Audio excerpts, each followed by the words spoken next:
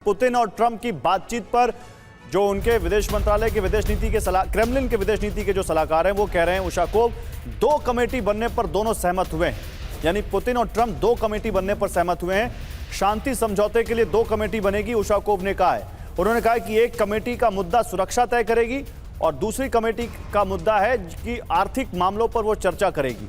तो ये तो बड़ी खबर आ रही है, यानी दो कमेटियां बन सकती हैं, जिसमें एक कमेटी होगी जो सिक्योरिटी के इश्यूज पे बात करेगी और दूसरी कमेटी होगी जो फाइनेंसेस के मुद्दे पर बात करेगी। अब ये उशाकोव की तरफ से आया, लेकिन कोई फाइनल यहां पर हमारे पास आधिकारिक बयान नहीं है जो हम कहें कि ऐसा कुछ फैसला हुआ है। ये जो क्रेमलिन के विदेश नीति के सलाहकार हैं उनकी तरफ से ये बात आ रही है। क्या ऐसा कुछ हो सकता है एम्बेसडर वोरा, ये कोई तरीका हो सकता है? मेरे को नहीं लगता ऐसा। आई एम सॉरी थोड़ा अगर नेगेटिव साउंड कर रहा हूँ। हम लोग बात नहीं करते, हम लोग भूल गए हैं कि 2019 में या उससे थोड़ा पहले एक अग्रीमेंट हुआ था, बायलैटरल डिफेंस अग्रीमेंट यूक्रेन और यूएस के बीच में, जिसमें यह तय हुआ था कि यूएस पूरी मदद करेगा आर्थिक तरीके से, मिलिट्री तरीके से, और जो एरिया यूक्रेन के उस समय तक रूस ने हड़प कर लिए थे जैसे क्राइमिया, उसको वापस लेगा। ये अग्रीमेंट है उनका। नहीं, लेकिन ये क्रेमलिन की तरफ से आ रहा है और जो बातचीत हुई है पुतिन और ट्रंप की उसके बीच से जो हुआ है उसके बाद ये ऑफिशियल स्टेटमेंट आ रहा है। मुझे ये बताया जा रहा है कि ये ऑफिशियल स्टेटमेंट है और ये 100% सर। बट ये जो डिफेंस अग्रीमेंट इनका है वो अभी तक जारी है। आजकल तो मीडिया पे प्रतिबंध लगा दिए। ट्रंप ने बोला इसके बारे में बात मत करो, क्योंकि रूस की पोजीशन बनती है कि आप लोगों ने ये बोला है कि आप उसकी मदद करोगे क्राइमिया लेने में, आजा मैं भिड़ने को तैयार हूं आपके साथ। उसकी कोई बात नहीं करता। रियलिटी इस समय ये है सर, यूक्रेन को धोखा दिया गया है और ये बेवकूफ तो फंस गया बुरी तरह से। समझ जाना चाहिए था अमेरिका को कोई इंटरेस्ट नहीं है यूक्रेन जिए या मर जाए। रूस थोड़ा सा अगर कमजोर हो जाए, अमेरिका से समझौता कर ले, चीन से मुकाबला करे, जन्मदिन सबको मुबारक हो। दैट इज द एम कि अल्टीमेटली रूस के साथ समझौता और चीन पे दोनों मिलके फिर तो समझौता किन शर्तों पर? फिर तो वो कहेंगे डोनबास दे दो हमें। 100% वही तो कह रहा है, और ले लेगा सर, वापस नहीं करने वाला। हाँ। ज़ेलेंस्की क्या कर सकता है, क्या बोलेगा, कब तक लड़ेगा अमेरिकन समर्थन के बिना? दम नहीं है, दम नहीं है। तो फिर यहाँ पर ये सब ये पीस पॉइंट का ये पूरा खेल क्यों हो रहा है फिर? क्या दिखाने के लिए, यूक्रेनी जनता को दिखाने के लिए कि अमेरिका गया है। आपको पता नहीं है कि आपने तो देखा है सर, महीने में 6 बार तो ये यूरोप भाग जाता है। कोई मीटिंग होती है, कोई वहां पे टाउन हॉल की मीटिंग हो रही है, यहाँ कहीं टॉयलेट का कंस्ट्रक्शन हो रहा है, ज़ेलेंस्की पहुंच जाता है वहां भाषण देने के लिए। What is all this? अपने देश में रहे, जहां समस्या है वहां से घूमता रहता है हर मीटिंग में। ब्रिटेन में तो कैबिनेट की मीटिंग में बिठा दिया। मैं चाहता हूं कि मेरे जो दूसरे दो पैनलिस्ट हैं वो भी इस पर अपना बयान, अपना स्टेटमेंट रखें, अपना ओपिनियन रखें। क्या एरिक मोटो काले, आपको क्या लगता है कि ऐसी कोई दो कमेटी बन सकती है? क्योंकि क्रेमलिन की तरफ से डेफिनेटली देखिए, ऐसा है कि जब नेगोशिएशंस होते हैं तो नेगोशिएशंस जो है वो कंप्लीट स्पेक्ट्रम के नेगोशिएशंस होते हैं। तो उसमें दो इंपॉर्टेंट स्पेक्ट्रम्स है। एक है मिलिट्री पोजीशन, दैट मींस कि टेरिटोरियल कंसेशन अगर होगा, उसके बाद अगर डीमिलिटराइज जोन बनेगा तो उसको कैसे मैनेज करेंगे। देन वो डीमिलिटराइज जोन की क्या पोजीशंस होंगी, एग्जैक्ट ज्योग्राफिकल लोकेशन कितनी होगी, कितना चौड़ा होगा, कितना बड़ा होगा, उसमें क्या क्या आप कर सकते हैं।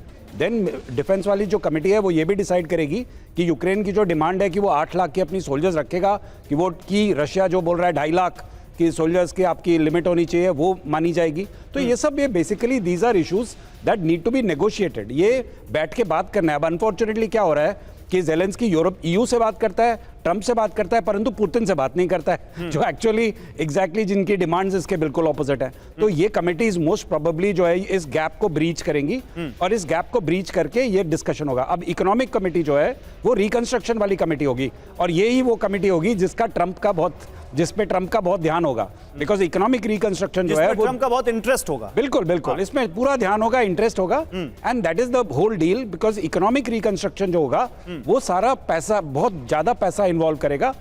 America most probably is going to give it lot of aid, EU is also going to pass a lot of aid. Ukraine बहुत बुरी तरह से तबाह हुआ है, सिमिलरली रशिया के जो एरिया तबाह हुए हैं वहां भी काम होगा। तो इस प्रकार से जो है, और जैसा कि बताया कि Donbas is a very mineral rich area जहां पर रेयर अर्थ मिनरल्स भी अवेलेबल हैं। तो there is always that possibility कि भाई आपस में जो है संधि, इकोनॉमिक कमेटी जो है वो एक संधि वर्कआउट करेगी कि कौन कितना लेगा, कौन किसका फायदा उठाएगा, कौन कैसे काम करेगा, ये पैसा जो रिकंस्ट्रक्शन के लिए आएगा वो कहां जाएगा। तो ये सब बहुत इंपॉर्टेंट इश्यूज हैं, they need to be discussed. Purnima ji, आपका क्या ओपिनियन है इस पर, इन दोनों कमेटीज पर, अगर ऐसा कुछ होता है तो? Either way, President Trump का goal is going to be resource extraction और उनका अपना personal family involvement in those deals. आप उनको डोनाल्ड ट्रंप जूनियर को भेजे या एरिक ट्रंप को भेजे, इवांका ट्रंप को भेजे या जेरेड कुशनर को भेजे, वो देखा जाएगा। But at the end of the day his family is going to be involved some way or the other. कोई भी डील होने वाला है। अनफॉर्चुनेटली इसमें जो दिखा जा रहा है, यूक्रेन अभी सस्टेन नहीं कर सकता कोई भी फॉरेन एड के बिना, और America is the winner because of the fact that arm sales जो है वो उसका फ्लो चलता रहेगा और रिसोर्स एक्सट्रैक्शन का 50% का प्रॉफिट भी अमेरिका के पास आएगा। ईयू इसके वजह से खत्म हो चुका है, यूक्रेन खत्म हो चुका है। रशिया के साथ अगर उनका अमेरिका का दोस्ती अभी नहीं बढ़ा तो रशिया और चाइना का दोस्ती करीब होगा।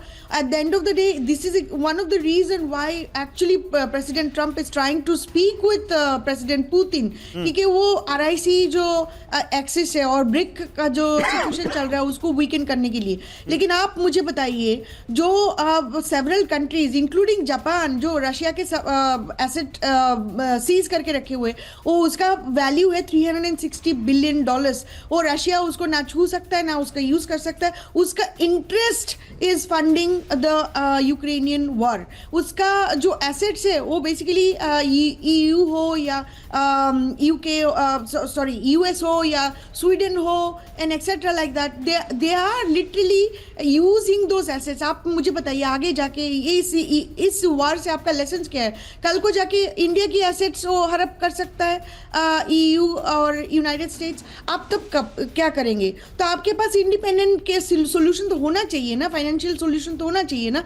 आप आपके गोल्ड लंदन में रख दीजिए, आप आपके गोल्ड यहाँ पे यूनाइटेड स्टेट्स के अंदर रख दीजिए, तो वो आपके वो आपको कभी भी वो हड़प के वो कुछ भी आपके अगेंस्ट कर सकता है। तो this is a lesson for the world. Any country, any sovereign country who is going to look into it and also determine हमें आगे क्या करना है। इंडिया का कोई रोल नहीं है यूक्रेन रशिया वॉर में, लेकिन इंडिया चाहते हैं कि वो पीस आए। Eight the end of the day India की बात कौन सुनेगा? जहाँ पे आप इंडिया के constantly day by day India के अगेंस्ट जा रहे हो और इंडिया को आगे भी नहीं बढ़ने देंगे। At the end of the day, US wants that and Trump wants that. Trump wants to be known as the king. इसीलिए आप यहाँ पे देखिए, जब ये कैनेडी सेंटर का नाम ट्रम्प कैनेडी सेंटर लगा दिया, तो it's like everywhere this is a fascinating situation. हम लोग यहाँ पे लिटरली देख रहे हैं कि एक फैशिस्ट खुद किंग बनाने के लिए लगे हुए और अपना पॉकेट भरने के लिए लगे हुए, and this is something has become extremely clear. जो जैसे लोग, मेरे जैसे लोग देखते हैं, आप जो कह रही हैं वाकई बहुत ज्यादा अलार्मिंग है। आप जो कह रही हैं कि he is not working for आप जो कह रही हैं उससे तो लगता है कि ये सब कुछ अमेरिका के हिसाब से ही सब कुछ हो रहा है और अमेरिका इसमें सबसे बड़ा विनर निकलेगा अगर ऐसा कुछ होता है तो। लेकिन पहले मैं दिखाना चाहता हूं कि अभी हम जिन एरियाज की बात कर रहे हैं, यूक्रेन ने किन एरियाज को खोया है और यूक्रेन किन एरियाज को खो सकता है, ये आपको देखना चाहिए, क्योंकि यही वो मेन मुद्दा है जिस पर बात नहीं बन पा रही है। कैसे? आप समझिए, यूक्रेन ने 2014 में क्रीमिया खोया, रूस ने उस पर कब्जा कर लिया। उसके बाद फिर अगला हिस्सा कौन सा आता है? यहां पर आता है अगला हिस्सा डोनबास का। ये लुहांस्क और डोनेस्क दोनों को मिलाकर कहा जाता है डोनबास, और इसमें से लुहांस्क पर ऑलमोस्ट पूरा कब्जा है रूस का, और ये डोनेस्क पे भी 70% वो आके बैठ गए हैं, यानी डोनबास पर 70 से 75% का उनका कब्जा हो चुका है। ज़ैपोरिजिया में वॉर है, लेकिन ज़ैपोरिजिया न्यूक्लियर पावर प्लांट जो है उस पर रूस का कब्जा है। अभी वहां पर कुछ चीजें ऐसी आशंकाएं हैं कि कुछ गड़बड़ है वहां के ज़ैपोरिजिया के न्यूक्लियर पावर प्लांट पे, इसलिए IAEA की अपील के बाद वहां पर अभी एक सीज फायर या एक कह सकते हैं कि वॉर रोकी गई है दोनों देशों के बीच में, केवल कि ज़ैपोरिजिया न्यूक्लियर पावर प्लांट पर हम लड़ाई नहीं करेंगे। अब नीचे आइए, खरसोन में भी रूस यहाँ आके बैठा हुआ है।